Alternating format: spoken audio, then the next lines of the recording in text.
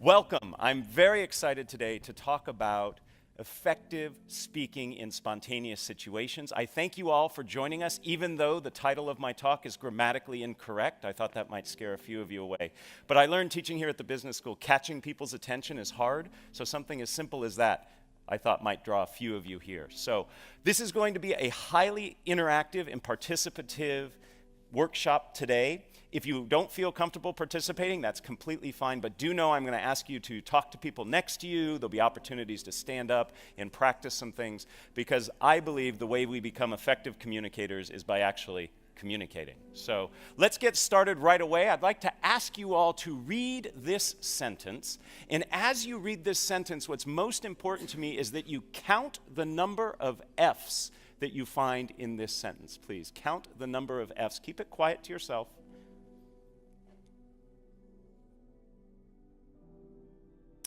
Give you just another couple seconds here. 3, 2, 1. Raise your hand, please, if you found 3 and only 3 F's. Excellent, great. Did anybody find 4? Okay. Anybody find only 5 F's? And anybody find 6? There's 6 F's. What 2-letter word ending in F did many of us miss? Of. We'll make sure to get this to you so you can torment your friends and family at a later date. When I first was exposed to this over 12 years ago, I only found 3, and I felt really stupid. So I like to start every workshop, every class I teach with this to pass that feeling. No, that's not why I do this. I do this because this is a perfect analogy for what we're going to be talking about today. The vast majority of us in this room, very smart people in this room, were not as effective as we could have been in this activity. We didn't get it right. And the same is true when it comes to speaking in public, particularly when spontaneous speaking. It's little things that make a big difference in being effective. So today we're going to talk about little things in terms of your approach, your attitude, your practice that can change how you feel when you speak in public. And we're going to be talking primarily about one type of public speaking. Not the type that you plan for in advance, the type that you actually spend time thinking about, you might even create slides for. These are the keynotes, the conference presentation, the formal toasts. That's not what we're talking about today. We're talking about spontaneous speaking. When you're in a situation that you're asked to speak off the cuff and in the moment. What we're going through today is actually the result of a workshop I created here for the business school. Several years ago, a survey was taken among the students, and they said, what are things we could do to help make you more successful here? And at the top of that list was this notion of responding to cold calls. Does everybody know what a cold call is? It's where the mean professor like me looks at some students and says, "What do you think?" And there was a lot of panic and a lot of silence. So as a result of that, this workshop was created, and a vast majority of first-year students here at the GSB go through this workshop. So I'm going to walk you through sort of a hybrid version of what they do. The reality is that spontaneous speaking is actually more prevalent than planned speaking. Perhaps it's giving introductions. You're at a dinner and somebody says, "You know so-and-so, would you mind introducing them?" Maybe it's giving feedback in the moment. Your boss turns to you and says, "Would you tell me what you think?" It could be a surprise toast. Or finally, it could be during the Q&A session. And by the way, we will leave plenty of time at the end of our day today for Q&A. I'd love to hear the questions you have about this topic or other topics related to communicating. So our agenda is simple. In order to be an effective communicator, regardless of if it's planned or spontaneous, you need to have your anxiety under control. So we'll start there.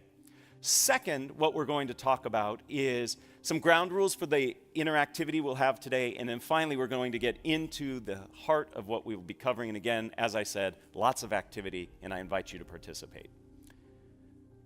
So let's get started with anxiety management.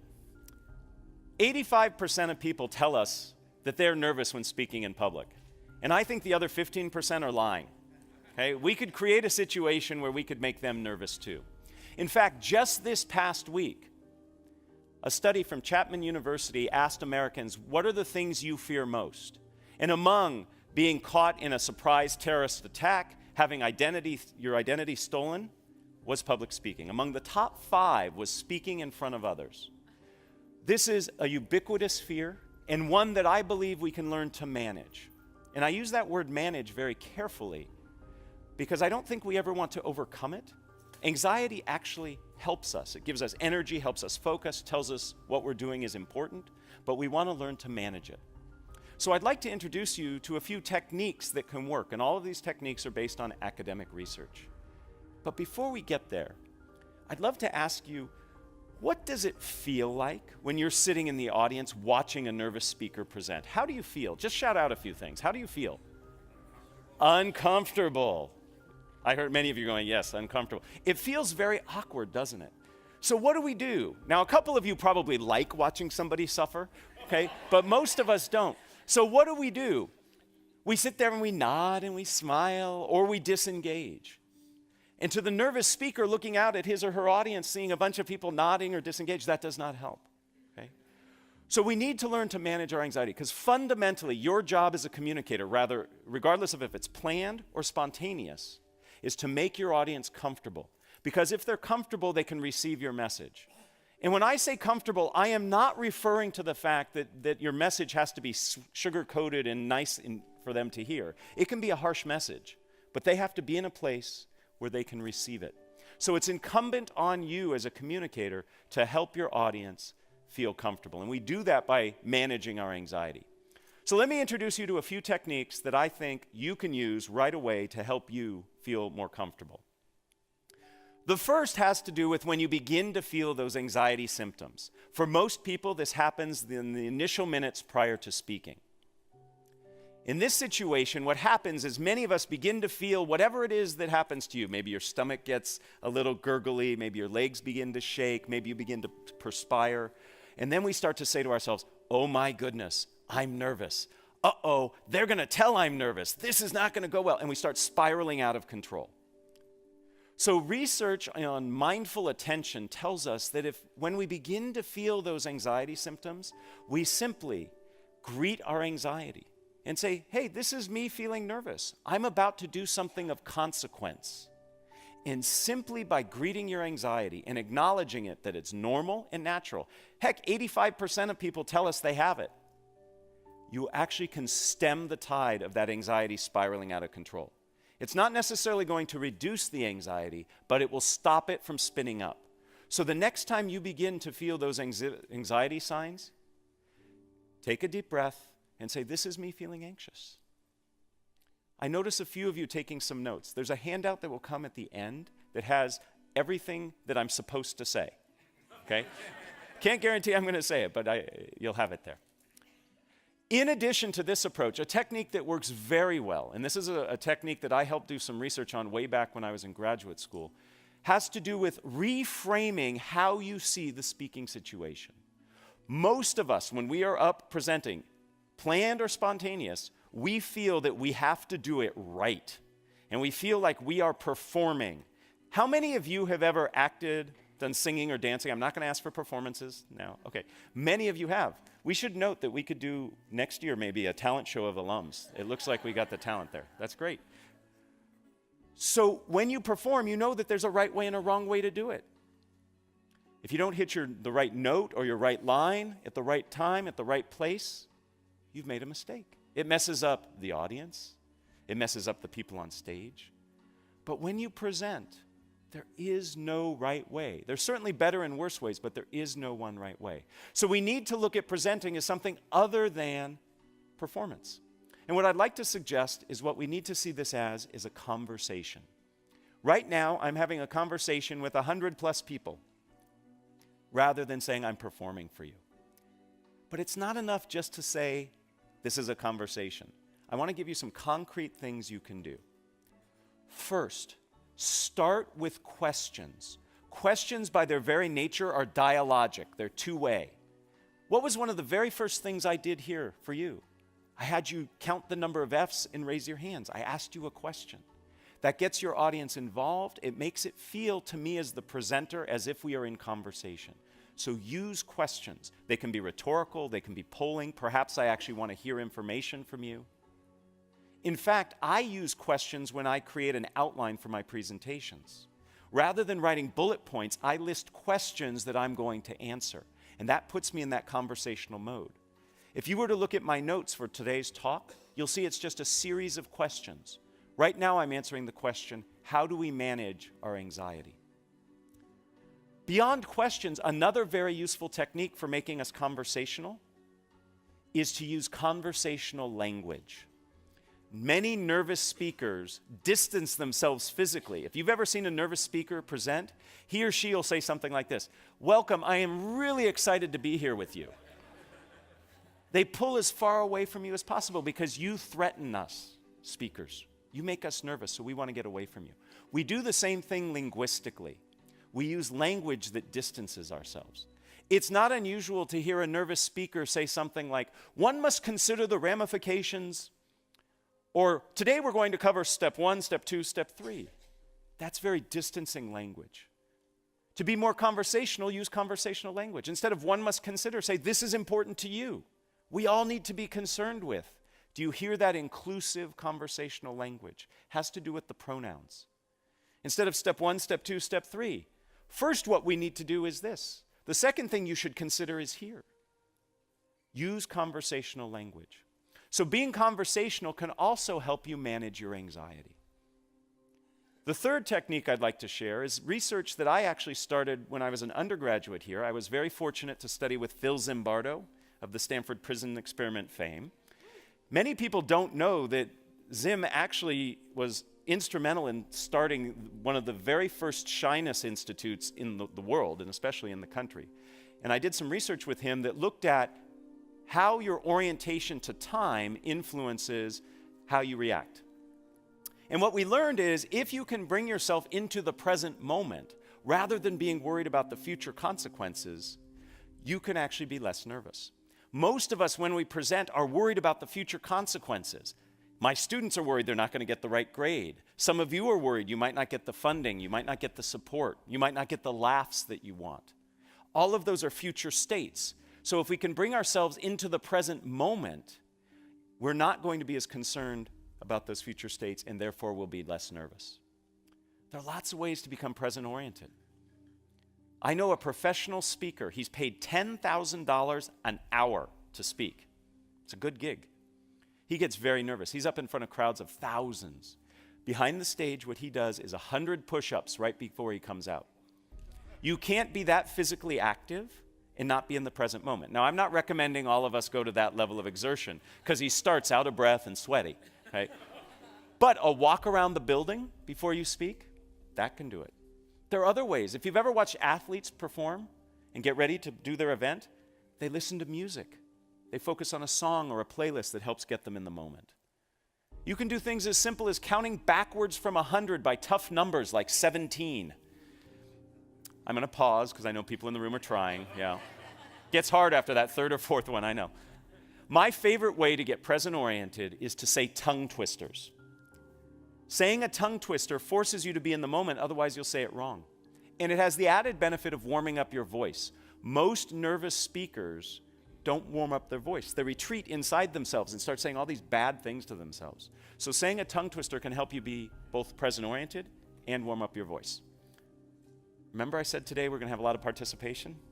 I'm going to ask you to repeat after me my favorite tongue twister. And I like this tongue twister because if you say it wrong, you say a naughty word. And I'm going to be listening to see if I hear any naughty words this morning. Okay? Repeat after me. It's only 3 phrases. I slit a sheet. A sheet I slit. And on that slitted sheet I sit. Oh, very good. No shits. Excellent. Very good. Now, in that moment, you weren't worried about, I'm in front of all these people, this is weird, this guy's having me do this. You were so focused on saying it right and trying to figure out what the naughty word was that you were in the present moment. That's how easy it is. So it's very possible for us to manage our anxiety. We can do it initially by greeting the anxiety when we begin to feel those signs.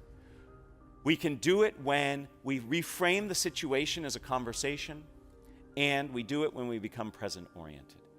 Those are 3 of many tools that exist to help you manage your anxiety.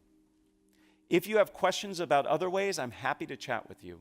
And at the end, I'm going to point you to some resources that you can refer to help you find additional sources for you. So let's get started on the core part of what we're doing today, which is how to feel more comfortable speaking in spontaneous situations. Some very simple ground rules for you. First, I'm going to identify 4 steps that I believe are critical to becoming effective at speaking in a spontaneous situation. With each of those steps, I'm going to ask you to participate in an activity. None of them are more painful than saying the tongue twister out loud.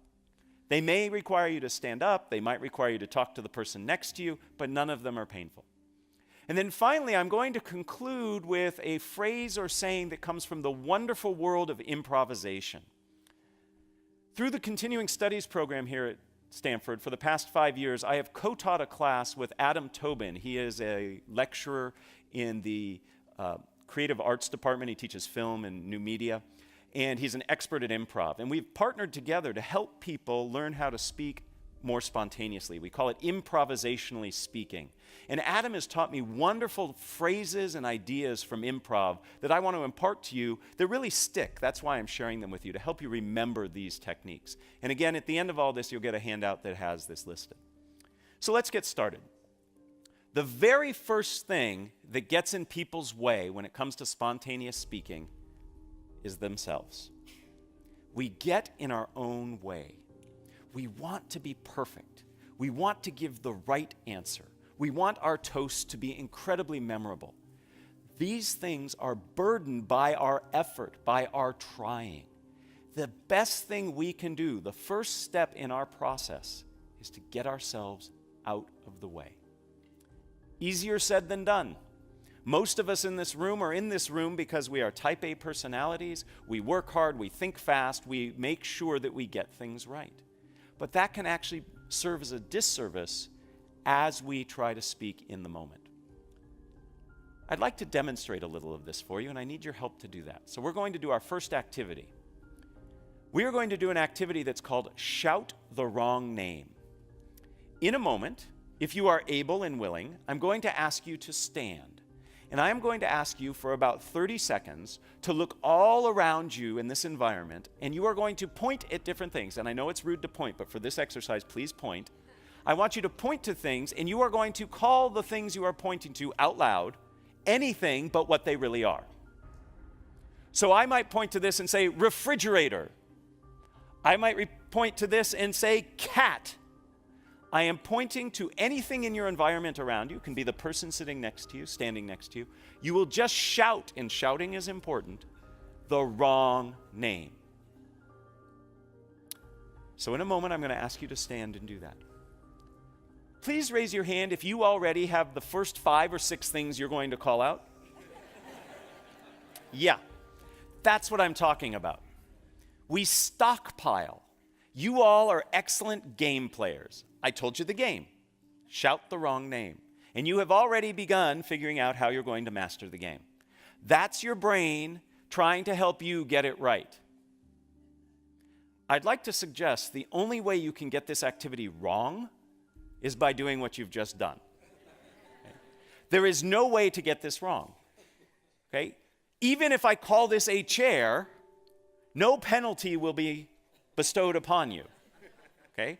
Because I won't know what you were pointing at. You could have been pointing at the floor under the chair, and you called the floor the chair, and you were fine.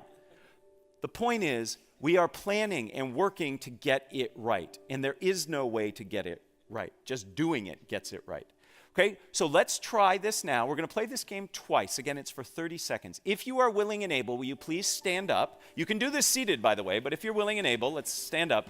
Okay, in a moment, I am about to say go, and I would like for you to point at anything around here, including me.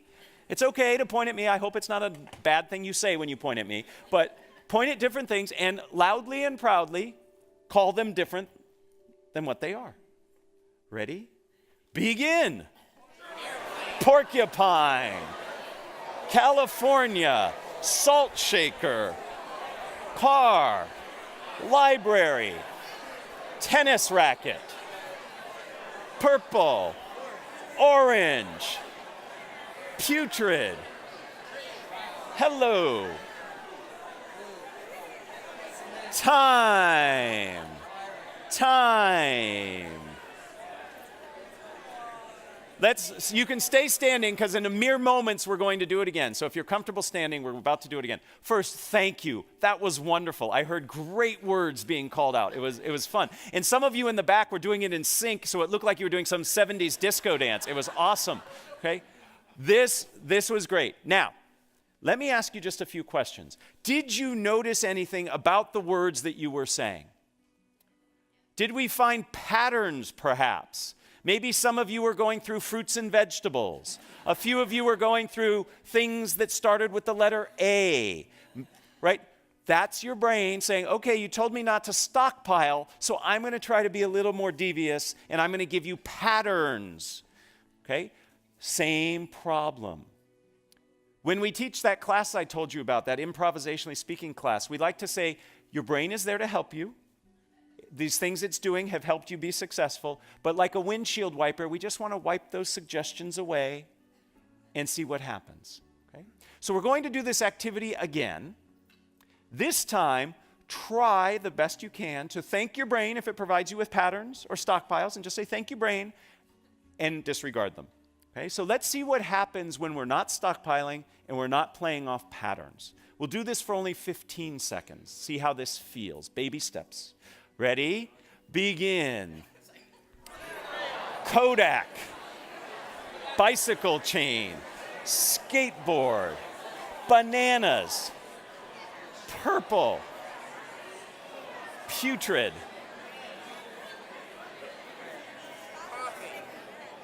Time. Please have a seat. Thank you again.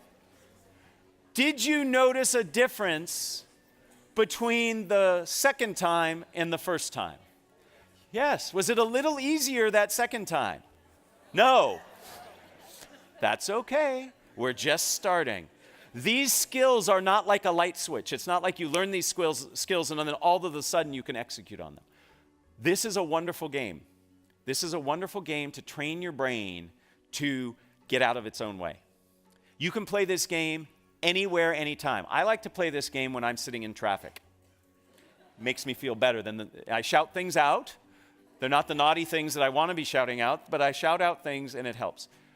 You're training yourself to get out of your own way. You're working against the muscle memory that you've developed over the course of your life with a brain that acts very fast to help you solve problems. But in essence, in spontaneous speaking situations, you put too much pressure on yourself trying to figure out how to get it right. So a game like this teaches us to get out of our own way. It teaches us to see the things that we do that prevent us from acting spontaneously. In essence, we are reacting rather than responding. To react means to act again. You've thought it and now you're acting on it. That takes too long and it's too thoughtful. We want to respond in a way that's genuine and authentic.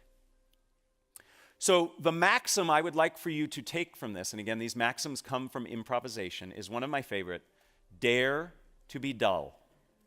And in a room like this, telling you dare to be dull is offensive, and I apologize. But this will help. Rather than striving for greatness, dare to be dull. And if you dare to be dull and allow yourself that, you will reach that greatness. It's when you set greatness as your target that it gets in the way of you ever getting there. Because you over-evaluate, you over-analyze, you freeze up. So the first step in our process today is to get out of our own way. Dare to be dull. Easier said than done, but once you practice, in a game just as simple as the one we practiced, is a great way to do it. But that's not enough. Getting out of our own way is important, but the second step of our process has us change how we see the situation we find ourselves in. We need to see the speaking opportunity that we are a part of as an opportunity rather than a challenge and a threat. When I coach executives on Q&A skills, when they go in front of the media or whatever, investors, they see it as an adversarial experience, me versus them. And one of the first things I work on is change the way you approach it. A Q&A session, for example, is an opportunity for you. It's an opportunity to clarify. It's an opportunity to understand what people are thinking. So if we look at it as an opportunity, it feels very different. We see it differently, and therefore we have more freedom to respond. When I feel that you are challenging me, I am going to do the bare minimum to respond and protect myself.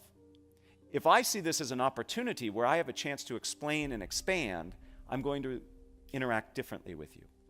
So spontaneous speaking situations are ones that afford you opportunities.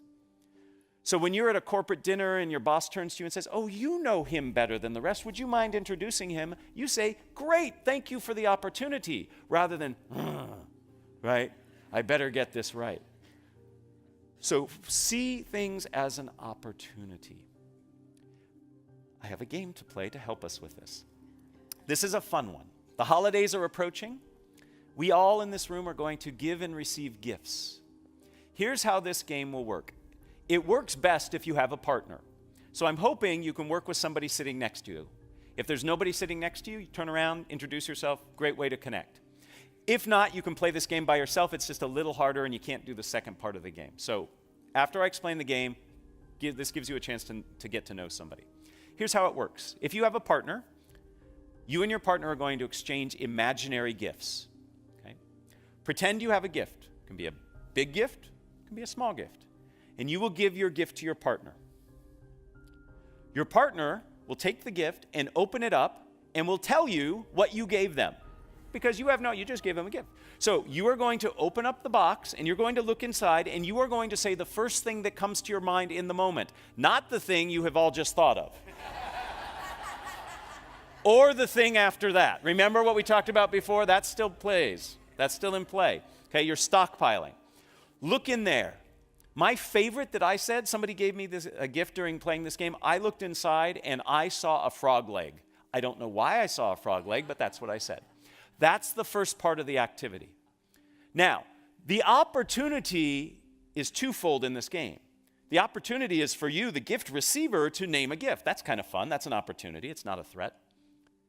But the real opportunity is for the gift giver, because the gift giver then has to say, so you look and you say, "Thank you for giving me a frog's leg," and the person will look at you and say, "I knew you wanted a frog's leg because."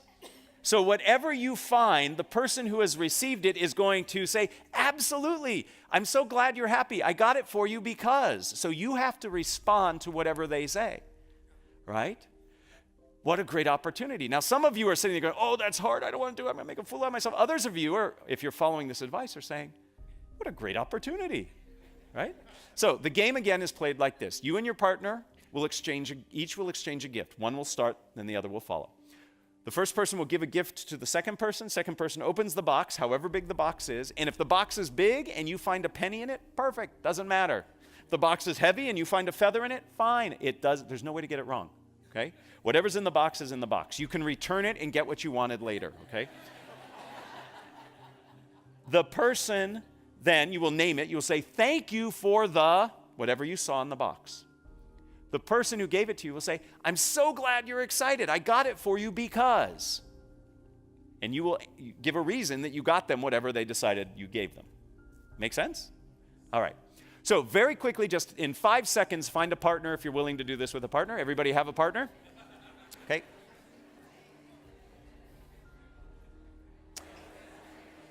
All right. In your partnerships, pick an A person and a B person. You may stand or sit. It's totally up to you. Pick an A and pick a B. Okay? B goes first. Ha, ha, ha. All right. B, give A a gift. B, give A a gift. A, thank them. And then B will name and give the reason they gave it to him.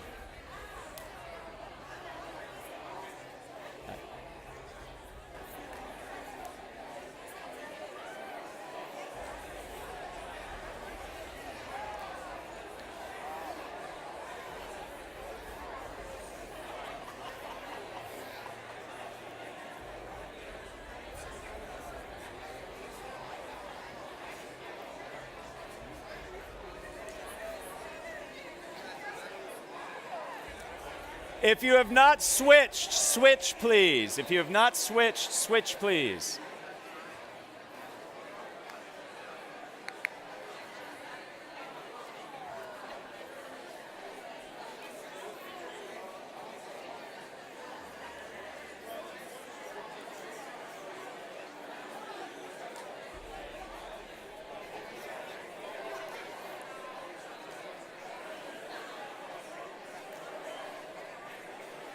Let's wrap it up in 30 seconds, please. Let's wrap it up.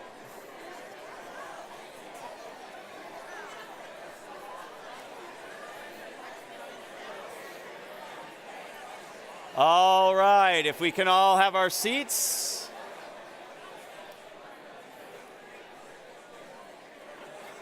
If we can all take our seats, please. I know I'm telling a room of many MBA alums to stop talking, and that's hard.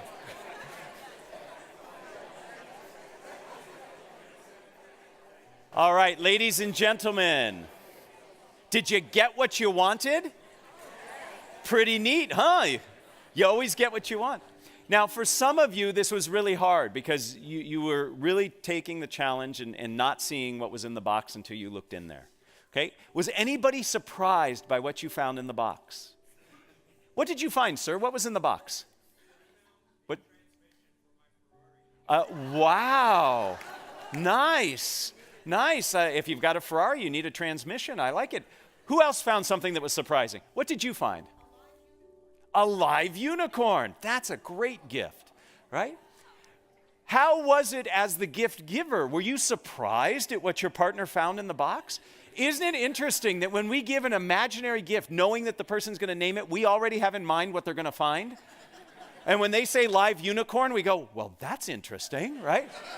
So the point of this game is to, one, remind ourselves we have to get out of our own way, like we talked about before, but to see this as an opportunity and to have fun. I love watching people play this game.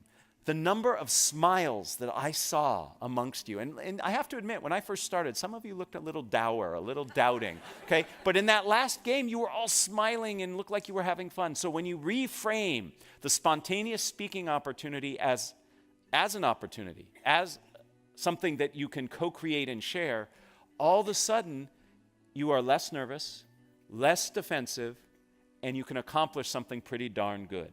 In this case, a fun outcome. This reminds us of perhaps the most famous of all improvisation sayings, yes and. A lot of us live our communication lives saying no but. Yes and opens up a tremendous amount of opportunities. And this doesn't mean you have to say yes and to a question somebody asks. This just means the approach you take to the situation. So you're going to ask me questions. That's an opportunity. Yes, and I will follow through. Versus no and being defensive. So we've accomplished the first two steps of our process. First, we get out of our own way, and second, we reframe the situation as an opportunity. The next phase is also hard but very rewarding, and that is to slow down and listen. You need to understand the demands of the requirement you find yourself in order to respond appropriately. But often, we jump ahead. We listen just enough to think we got it, and then we go ahead, starting to think about what we're going to respond, and then we respond. We really need to listen. Because fundamentally, as a communicator, your job is to be in service of your audience. And if you don't understand what your audience is asking or needs, you can't fulfill that obligation. So we need to slow down and listen. I have a fun game to play. In this game, you are going to SPLLEVERYTHINGYOUSAY. TOYOURPARTNER. I will translate.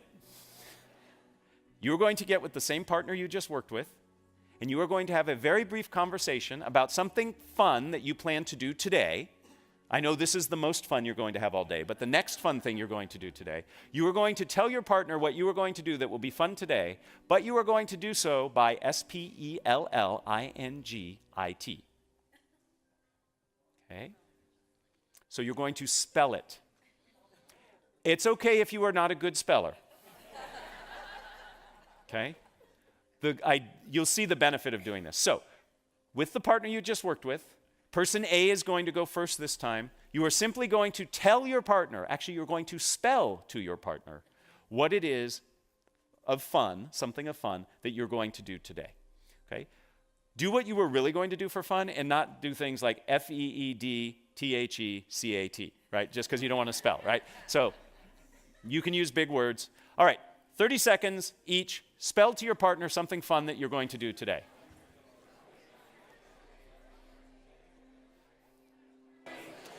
Would you like to play? Go ahead. Gothegame. Oh my goodness, say it again. Spell it again. Yep. Yep. EXCELLENT. IHOPETHAT THEYWIN. EXLCELLENT.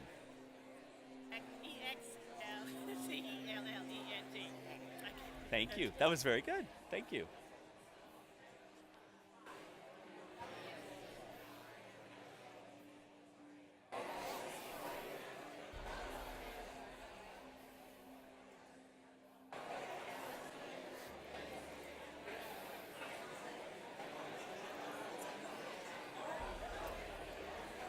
If you have not switched, switch. Take 30 more seconds with the new partner spelling.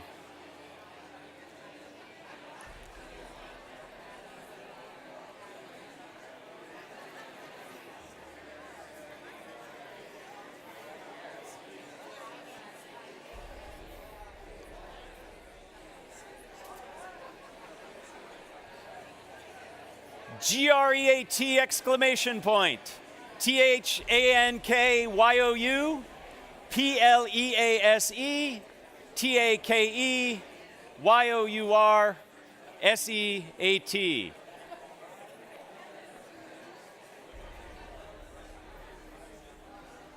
So what did we learn? What did we learn? Besides that we're not so good at spelling. You have to pause between the words. How did this change your interaction with the person you were interacting with? What did you have to do? Focus and listen. And you can't be thinking ahead. You have to be in the moment. When you listen and truly understand what the person is trying to say, then you can respond in a better way, a more targeted response. We often don't listen. So we start by getting out of our own way. We then reframe the situation as an opportunity. Those are things we do inside our head. But in the moment of interacting, we have to listen first before we can respond to the spontaneous request. Perhaps my most favorite maxim comes from this activity. Don't just do something, stand there. Listen, and then respond. Now, how do we respond? That brings us to the fourth part of our process. And that is, we have to tell a story. We respond in a way that has a structure. All stories have structure. We have to respond in a structured way. The key to successful spontaneous speaking, and by the way, planned speaking, is having a structure. I would like to introduce you to two of the most prevalent and popular and useful structures you can use to communicate a message in a spontaneous situation. But before we get there, we have to talk about the value of structure. It increases what is called processing fluency, the effectiveness of which or through which we process information. We actually process structured information roughly 40% more effectively and efficiently than information that's not structured. I love looking out in this audience because you will remember, as I remember, phone numbers. When you had to remember them if you wanted to call somebody. Okay, young folks today don't need to remember phone numbers. They just need to look at a picture, push a button, and then the voice starts talking on the other end. 10-digit phone numbers, it's actually hard to remember 10-digit phone numbers. How did you do it? You chunked it into a structure, 3, 3, and 4. Structure helps us remember. The same is true when speaking spontaneously or in a planned situation. So let me introduce you to 2 useful structures. The first useful structure you have probably heard or used in some incarnation. It is the problem, solution, benefit structure. You start by talking about what the issue is, the problem. You then talk about a way of solving it, and then you talk about the benefits of following through on it. Very persuasive, very effective. Helps you as the speaker remember it, helps your audience know where you're going with it. When I was a tour guide on this campus many, many, many years ago, what do you think the single most important thing they drilled into our head? It took a full quarter, by the way, to train to be a tour guide here. They used to line us up at one end of the quad and have us walk backwards straight, and if you failed, you had to start over. To this day, I can walk backwards in a straight line because of that. As part of that training, what do you think the most important thing they taught us was? Never lose your tour group. I'm not joking. Never lose your tour group. The same is true as a presenter. Never lose your audience. The way you keep your audience on track is by providing structure. None of you would go on a tour with me if I said, "Hi, my name's Matt, let's go." You want to know where you're going, why you're going there, how long it's going to take. You need to set expectations, and structure does that. Problem, solution, benefit is a wonderful structure to have in your back pocket. It's something that you can use quickly when you're in the moment.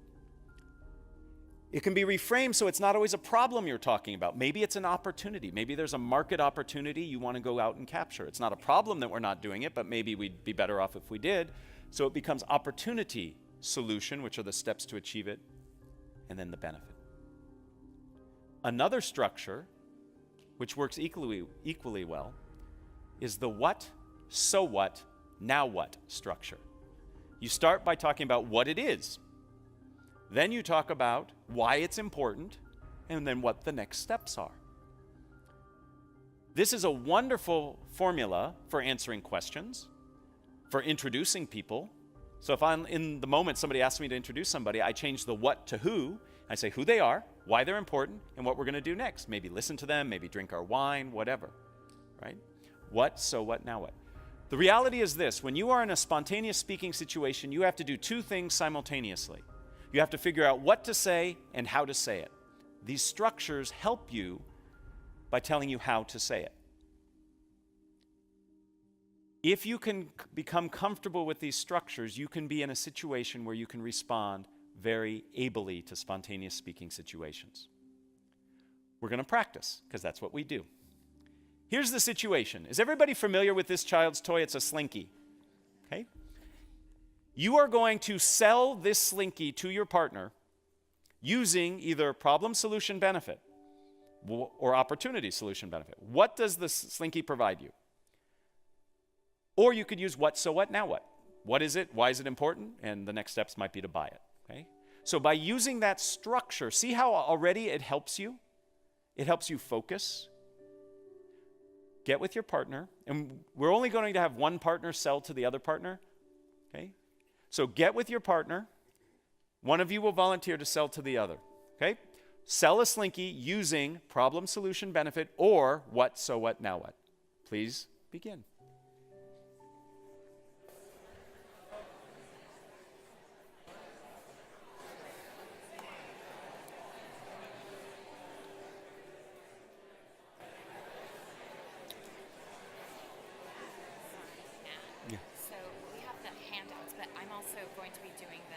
The microphone? So when I debrief this, you can go ahead and pass them out. Okay, Does that make sense? After Q&A? No, after this activity. Okay, and then after that we'll do Q&A. Correct.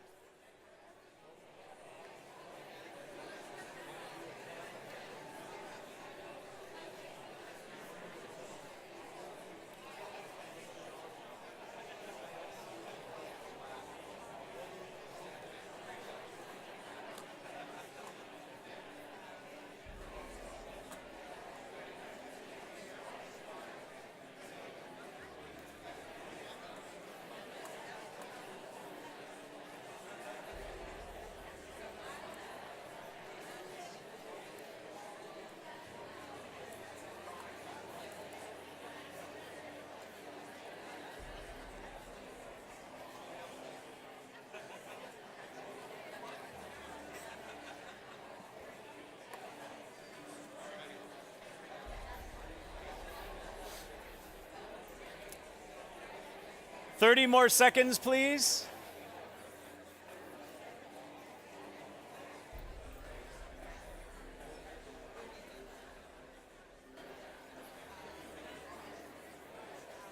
Excellent. Let's all close the deal, seal the deal.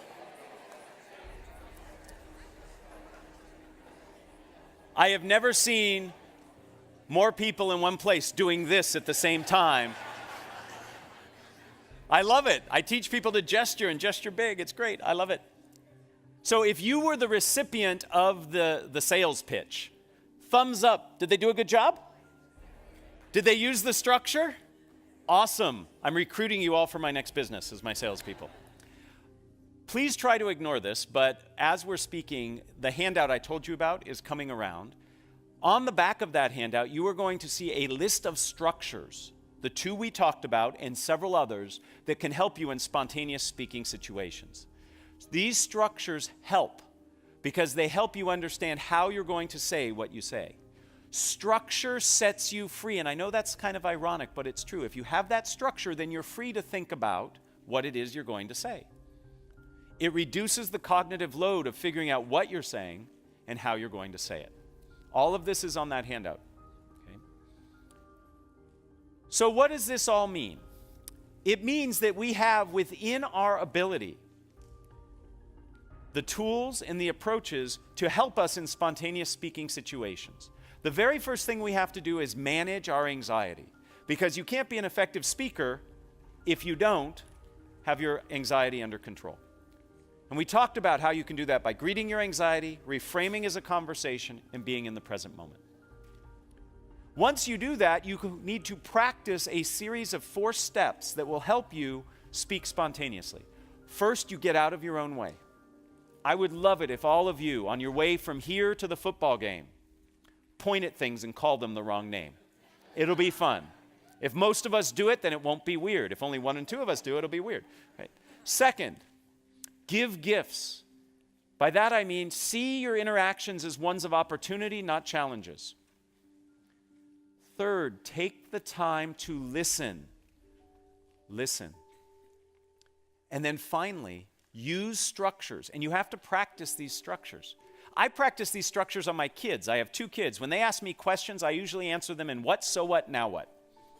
They don't know it. But when they go over to their friends' houses and they see their friends ask their dads questions, they don't get what, so what, now what. So, you have to practice. The more you practice, the more comfortable you will become. Ultimately, you have the opportunity before you to become more compelling, more confident, more connected as a speaker if you leverage these techniques. If you're interested in learning more, this is where I do a little plug. Okay, I've written a book. Many of the MBA students who take the strategic communication classes here that I and others teach read it. It's called Speaking Up Without Freaking Out. More importantly, there's a website here that I curate called No Freaking Speaking, and it has lots of information that I've written and others have written about how to become more effective at speaking. So that's the end of my plug. What I'd really like to do is enter into a spontaneous speaking situation with you. And I would love to entertain any questions that you have. There are 2 people who are running around with microphones. So some of us who remember the Phil Donahue show, we're going to do a little bit of that. If you have a question, the microphone will come, and I'm happy to answer it. I think if you... Is it on? Yeah. Okay. We can hear you. Great. Can you talk about hostile situations? Hostile situations, yes. So when you find yourself in a challenging situation, first, it should not become a surprise to you. It should not be a surprise. Before you ever speak, you should think about what is the environment going to be like. So it shouldn't surprise you that there might be some challenges in the room. When there are hostile situations that arise, you have to acknowledge it. So if somebody says, "That's a ridiculous idea, why did you come up with that?" To simply say, "So the idea I came up with was," right? Acknowledge the emotion. I recommend not naming the emotion. Okay? So you sound really angry. The person says, "I'm not angry, I'm frustrated." Now we're arguing over their mental state, right? Emotional state. So I say something like, "I hear you have a lot of passion on this issue," or "I hear there's great concern from you." So you acknowledge the emotion, because otherwise it sits in the room. And then reframe or respond the way that makes sense.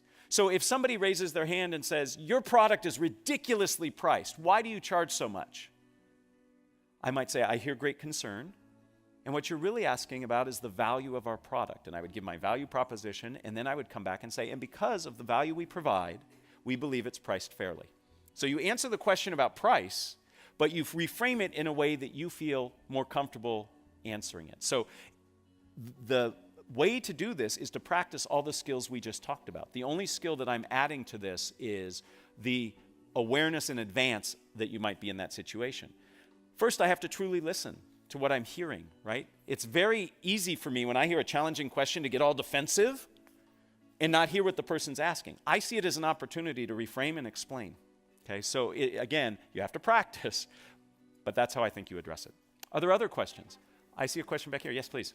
Yes, first of all, thank you very much. Great presentation. Thank you. For a lot of the speaking I do, I have remote audiences, so audiences distributed all over the country with telecom. Any tips for those kinds of audiences? So when you are speaking in a situation where not everybody is co-located, okay? In fact, right at this very moment, there are people watching this presentation remotely. What you need to do is be mindful of it. Second, try to include engagement techniques where the audience actually has to do something. So physical participation is what we did here through the games. You can ask your audience to imagine something. Imagine what it would be like if, when we try to achieve a goal. Rather than saying, here's the goal we're trying to achieve, say, imagine what it would be like if. See what that does to you. It pulls you in. I can take polling questions. Most of the technology that you're referring to has some kind of polling feature. You can open up some kind of wiki or Google Doc or some collaborative tool where people can be doing things and you can be monitoring that while you're presenting. So I might take some breaks. I talk for 10, 15 minutes and say, okay, let's apply this and let's go into this Google Doc I've created and I see what people are doing. So it's about variety and it's about engagement. Those are the ways that you really connect to people who are remote from you. Other questions? Who you're pointing? Oh, I've got to look for where the mic is. Yes, please. This may be similar to the first question, Sure. but I do a lot of expert witness testimony. What's your recommendation for handling cross-examination, specifically? I Specifically, feel like I'm hostile being cross-examined. Right. That's very hostile. So in any speaking situation that you go into that has some planned element to it, I recommend identifying certain themes that you think are important or believe need to come out. And then with each one of those themes, have some examples and concrete evidence that you can use to support it.